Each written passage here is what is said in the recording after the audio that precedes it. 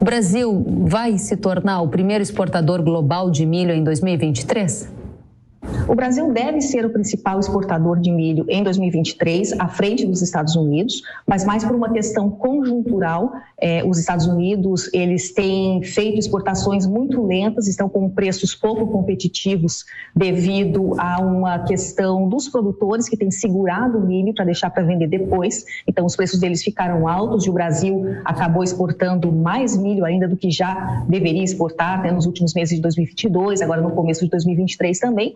E aí a gente vai voltar a exportar agora com força só a partir de julho, quando entra a safrinha. Então, se a safrinha vier cheia, aí sim a gente tem muita chance de ser o maior exportador de milho do mundo, à frente dos Estados Unidos nessa temporada. Mas depende de quanto a gente vai colher na safrinha.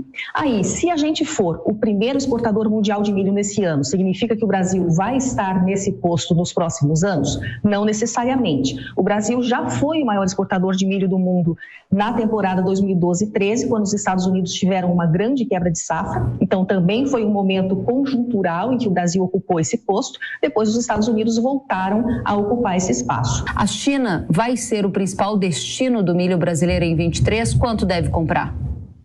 Essa é uma pergunta que todo mundo se faz nesse momento. Eu estive num evento em Singapura na semana passada e teve muita discussão em torno disso, enquanto o Brasil faria de exportação para a China. Mas antes dessa pergunta de quanto o Brasil vai exportar para a China, a principal questão é quanto a China vai precisar importar de fato de milho ao todo em 2023. E não é muita coisa. A China é autossuficiente em milho, ela faz algumas importações mais por questões de rotação de estoques, por questões de qualidade. Então, ela chega a importar 15 milhões, 20 milhões de toneladas por ano, mas nada que se compare à soja, que são cerca de 100 milhões de toneladas por ano. Então, a China vai sim ganhar espaço gradativamente no mercado brasileiro de milho, porque a China tem uma estratégia de diversificar as origens, porque hoje ela compra basicamente dos Estados Unidos e da Ucrânia. Com a Ucrânia, tem questões delicadas devido à guerra, devido a ser uma região geopoliticamente tensa, e com os Estados Unidos tem a questão tensa, mas aí no outro aspecto, né, que não é exatamente uma guerra de verdade, mas é uma guerra